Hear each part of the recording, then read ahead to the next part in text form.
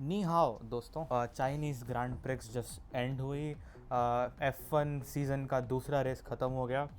Last race जो हमने देखा था जो ऑस्ट्रेलिया में हुई थी उसके रिजल्ट्स थे मर्सिडीज़ फेरारी फेरारी। इस टाइम का जो रिजल्ट्स हैं वो है Mercedes Ferrari Ferrari. The only difference is last time George Russell first आया था and then Kimi was second. इस बार उल्टा है, Kimi Antonelli is first and then George Russell, same with Ferrari also.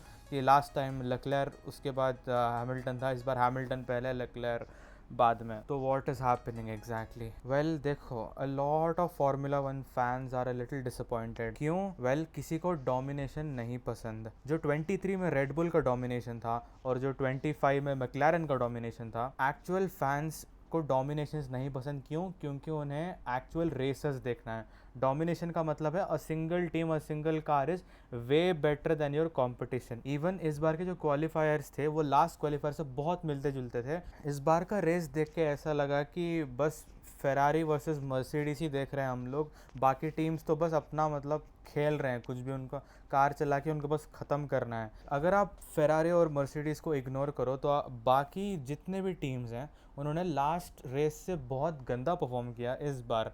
क्यों? क्योंकि मैक्लारन के दोनों कार्स लाइक ब्रेक डाउन हो गए before even getting into the grid. Same thing happened with max Verstappen को ऑलमोस्ट लास्ट के कुछ lapse में उसका कार को रिटायर करना पड़ा because there was an absolute malfunction. तो उनको रिटायर करना पड़ा। तो जो भी नए F1 फैंस देख रहे हैं, DNF और DNS ये क्या है? DNF का मतलब है डिड नॉट फिनिश, जो मैक्स वेस्टैपन फिनिश नहीं किया रेस। DNS का मतलब है डिड नॉट स्टार्ट। दोनों मैक्लारेन के ड्राइवर्स ऑस्कर पियास्ट्री और Lando Norris did not start. Last time भी ऑस्कर पियास्ट्री के साथ ये हुआ था। अगर आप F1 फैंटेसीज वगैरह फॉलो करते हो, लाइक प्रिडिक्शंस वगैरह जो होते हैं, तो आपको पता होगा कि फैंस के ऑस्कर पियास्ट्री से कितने ज़्यादा हाई होप्स हैं। विद द लास्ट ईयर के जो उसका परफॉर्मेंस था उसके बाद बहुत लोगों की बहुत उम्मीद लगी हुई थी। इवन मैं कमेंट सेक्शन में मेरी और एक भाई की बात हो रही थी, लाइक हम लोग भी इसी के बारे में बात कर रहे थे कि ऑस्कर पियास्ट्री लाइक इस बार लाइक छाप छोड़ेगा। लास्ट टाइम उसने स्टार्ट नहीं किया था, क्रैश हो गया था अनफॉर्चुनेटली, पर इस बार भी वो लाइक रिटायर कर लिया अपना कार को। On a positive side is Lewis Hamilton.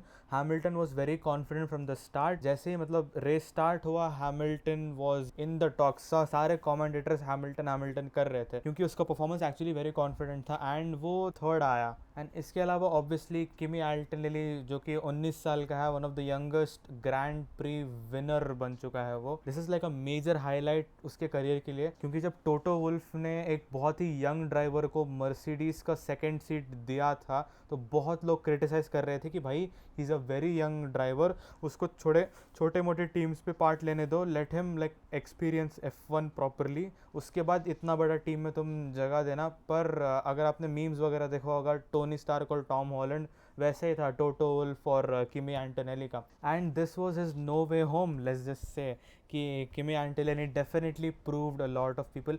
I know Twitter पे बहुत लोग हेट कर रहे हैं कि बस इसका कार अच्छा है, ये ठीक ठाक ड्राइवर है, which is obviously not the case. It takes a driver and the car, दोनों का प्रॉपर सिनर्जी होता है तभी like you can win a grand pre.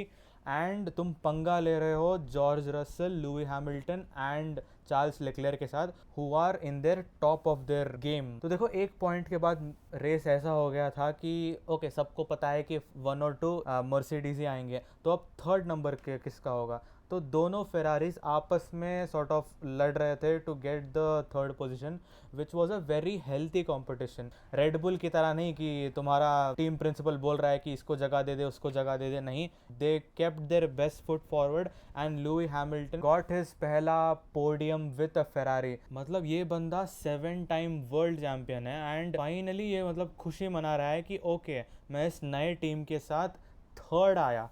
मतलब तुम्हारा कार कितना ट्रैक्टर होगा कि तुम्हें, obviously a lot of Leclerc fans were disappointed कि भाई इतना बढ़िया फाइट मार रहा था वो। And again we all agree that Charles Leclerc का परफॉर्मेंस बहुत सही रहा है दोनों रेसेस में, एंड वी होप दैट आगे के कुछ रेसेस में ही will get ahead of Hamilton obviously, and maybe one of the Mercedes. देखो, enough with the Mercedes and Ferrari glazing, अब आते हैं मेन मुद्दे पे आते हैं कि what is going on with Max Verstappen. What if I tell you that Red Bull के साथ अभी जो भी हो रहा है ये एक्चुअली प्लान्ड एंड प्रिडिक्टेड था। 2026 में बहुत सारे चेंजेस हुए विद रिगार्डिंग मैक्स वर्स्टैपन, क्योंकि उसका जो मेंटर था, जो स्ट्रेटेजिस्ट था रेड बुल का, मार्को, जिसने लाइक वर्स्टैपन को टीम के अंदर लाया था, and he was with him and like through out. Red bull छोड़ चुका है वो, and racing in general like छोड़ चुका है वो। एंड ऑब्वियसली क्रिस्टियन हॉर्नर जो रेड बुल का इतने टाइम से टीम प्रिंसिपल था, वो अभी नहीं है। एंड तीसरा सबसे मेन बात, रेड बुल इतने समय से लास्ट ईयर तक होंडा का इंजन यूज़ कर रहा था, पावर यूनिट उसने होंडा के लाइक यूज़ कर रखे थे। इस बार उन्होंने क्या किया कि होंडा को लाइक साइड कर दिया। उन्होंने बोला कि हम फोर्ड के साथ मिलकर अपना खुद का पावर यूनिट बनाएंगे। ये इम्पॉर्टेंट बात क्यों है? जो फार्मूला वन में ये टीम्स के साथ जो compete कर रहे हैं, मर्सिडीज, ऑडी, ये सब जनरेशन से मतलब इसी बिजनेस पे हैं। इन्होंने बहुत सालों से ट्रायल एंड एरर कर कर के इस स्टेज में पहुंचे हैं ये लोग कि इनके पास खुद का पावर यूनिट इतना सॉलिड है। रेड बुल लिटरली कह रहा है कि अभी इसी साल मैं फोर्ड के साथ मिलकर मैं अपना खुद का पावर यूनिट बनाऊंगा और इनसे compete करूंगा। What is the difference? जो तुम मर्सिडीज़ और फेरारी और ऑडी के साथ compete कर रहे हो, इनके पास बहुत सारा डेटा है, बहुत सारे ऐसे क्रू मेंबर्स हैं, बहुत सारे ऐसे टेक्नीशियंस हैं जो इसी फील्ड के एक्सपर्ट्स हैं, जो डेकेड से इसी फील्ड में काम कर रहे हैं। तुम अभी एक नया टीम बनाने वाले हो, एंड फ्रॉम ग्राउंड अप तुम स्क्रैच से एक पावर यूनिट बनाने वाले हो और इसी साल इसी रेस में compete करोगे। जो इनका नया टीम प्रिंसिपल है, इन्होंने स्टार्टिंग में ही लाइक बहरीन में जब टेस्टिंग्स हो रहे थे, टेस्टिंग से पहले ही उन्होंने बोल रखा था कि भाई एक्सपेक्टेशंस कम रखो रेड बुल से। नॉर्मली प्रेस कॉन्फ्रेंसेस में बहुत सारे टीम बोलते हैं कि इस बार हम फाड़ देंगे, इस बार ये कर देंगे, वो कर देंगे। ऑब्वियसली उनको लाइक मार्केटिंग चाहिए। रेड बुल का स्ट्रैटेजी पूरा अलग था। रेड बुल कह रहा था कि भाई हमसे लाइक ज़्यादा उम्मीद मत रखो। क्यों? क्योंकि हम एक नए जर्नी पर हैं। This is an uncharted territory. हम हमारा खुद का पावर यूनिट बना रहे हैं एंड इसके कॉन्सिक्वेंसेस लॉन्ग रन के लिए हैं। ये इतना मेहनत क्यों कर रहे हैं इस साल? ताकि आगे के साल में इनको किसी एक थर्ड पार्टी पे डिपेंडेंट ना हो। Being your own work team is a major advantage in formula one. Like तुम जब एक बाहर से पावर यूनिट लेते हो तो उसके कॉन्सिक्वेंसेस है। रेड बुल जब मैक्स वर्स्टैपन का करियर पीक पे नहीं चल रहा था, बैक टू बैक 4 विंस, उससे पहले बहुत स्ट्रगल कर रहा था क्योंकि वो रेनॉल्ट का लाइक इंजन यूज़ कर रहा था। उन्होंने रेनॉल्ट को हटा के होंडा पे आए, एंड होंडा का जो रिसेंटली ड्रामा हुआ है विद एस्टन मार्टिन, उसके बाद तो सब समझ गए कि भाई मतलब खुद का इंजन रखना कितना ज़्यादा इंपॉर्टेंट है। जो बैटरी और कंबशन का कॉम्बिनेशन आया, सबसे ज़्यादा फ़ायदा वर्क टीम्स को था। इसी के चलते रेड बुल ने डिसाइड किया था कि भाई हम लोग अपना खुद का बनाएंगे। क्यों? क्योंकि हमें लंबा खेलना है। उनका मैक्स वर्स्टैपन के साथ प्लान बहुत टाइम तक है, इवन उसका कॉन्ट्रैक्ट 2028 तक का है। Red bull is here for the long game. तुम मोटा मोटा ये समझो कि रेड बुल ऑलरेडी प्रेडिक्ट करके रखा था कि भाई मतलब पहले के कुछ रेसेस सर्वाइव कर दिया तो बहुत बड़ी बात है, क्योंकि अभी भी वो sort of trial and error वाले फेज में ही हैं। जो ऑस्ट्रेलिया में P6 आया max Verstappen, that is actually a win for red bull. कहीं ना कहीं उनका ट्रायल एंड एरर में सही रास्ते में जा रहा है। ऑब्वियसली इस बार चाइना में उनको रिटायर करना पड़ा। क्यों? क्योंकि एल्बर्ट पार्क का जो सर्किट था और शंघाई का जो सर्किट है, इसमें बहुत ज़्यादा डिफरेंस है, एंड ऑब्वियसली इनके नए इंजन को अडेप्ट करने में टाइम लगता है। तो जब मैक्स वर्स्टैपन से इसके बारे में पूछा गया तो ही वॉज वेरी फ्रस्ट्रेटेड। वो लास्ट रेस में मतलब ब्लेम कर रहा था रूल्स को, इस रेस में वो ब्लेम कर रहा है कार को। नहीं भाई, मतलब कार में दिक्कत है। ड्राइवर को फ्रस्ट्रेशन होगा कि भाई मैं अपना 200% दे रहा हूँ, ऐसे चीज़ जिसका लाइक कंट्रोल मेरे हाथ में नहीं है, उसकी वजह से मेरा करियर इफेक्ट पड़ रहा है। तो ऑब्वियसली उसका फ्रस्ट्रेशन जायज़ है। रही बात Red Bull as a team की, तो अभी भी वो उसी बात पे अड़े हुए हैं कि नहीं भाई, कुछ महीनों के लिए ऑब्वियसली डिफ़िकल्टीज होगा, पर अगर हमने ये मुश्किल दौर लाइक कंप्लीट कर दिया, then we will have a engine जो उनके पास खुद का है, and they can actually compete with players like Ferrari and Mercedes. Red Bull खाली एक एनर्जी ड्रिंक कंपनी जो रेस भी करता है वैसे नहीं होगा। Red Bull will be a proper F1 team, and this is a very risky decision, and वो लोग ये ले रहे हैं मतलब they are very serious about the future of red bull. तो ये एस्पेक्ट को लाइक ध्यान में रखते हुए मैं सारे मैक्स वर्स्टैपन फैंस और रेड बुल फैंस को बताना चाहता हूँ कि भाई थोड़ा सब्र रखो। अगर ये लोग एक्चुअली सक्सीड कर दिए तो दो चीज़ें हो सकती है।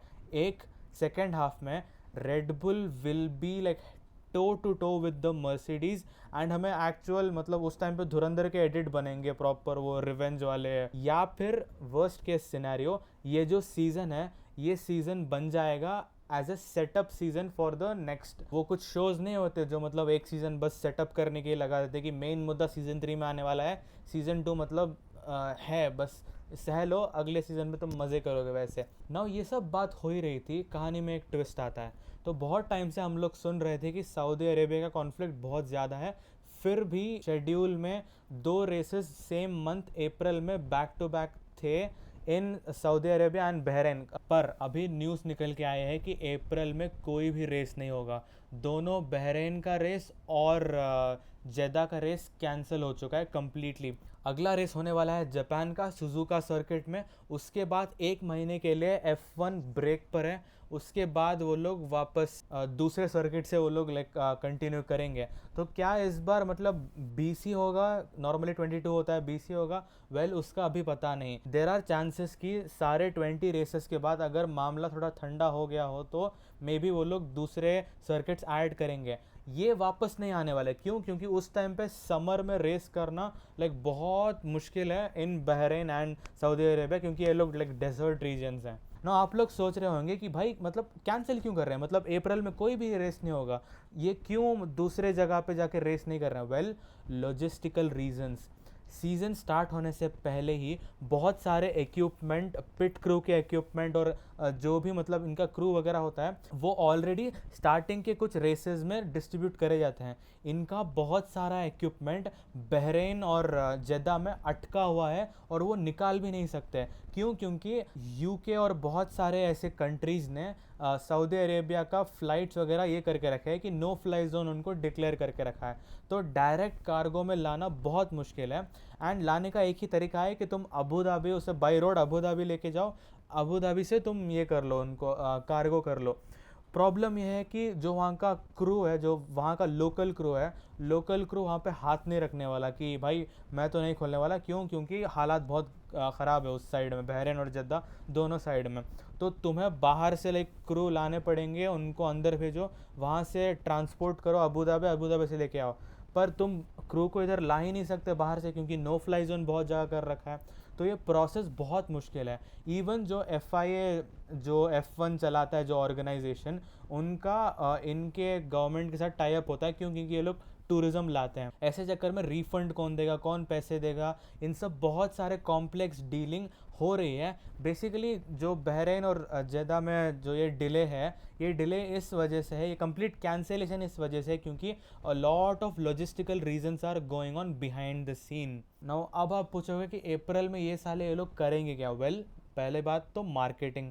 बहुत सारे टीम्स ने बोल रखा है कि ड्राइवर्स उनके लाइक मार्केटिंग पे ध्यान देने वाले हैं। अप्रैल में तुम्हें बहुत सारे YouTube videos, GQ interviews, wired के इंटरव्यूज़, मस्ती करने वाले वैसे बहुत सारे तुम्हें देखने को मिलेंगे जो ये लोग अप्रैल में शूट करने वाले हैं। क्यों? क्योंकि ये लोग कॉन्ट्रैक्ट बाउंड होते हैं और ये छुट्टी पे नहीं जा सकते because you have to be in shape. And रही बात सारे क्रूज़ की, पिट क्रू सारे क्रूज़ की, क्या उनको छुट्टी दिया जाएगा? नहीं, वो लोग भी काम करने वाले हैं। और जैसे हालात ये 2 रेस की लग रही थी एंड अगला भी जो जापान का रेस होने वाला है उसकी हालत भी ऐसे लग रही कि बहुत सारे टीम्स को, स्पेशली मैक्लारेन को और रेड बुल को बहुत काम करनी है।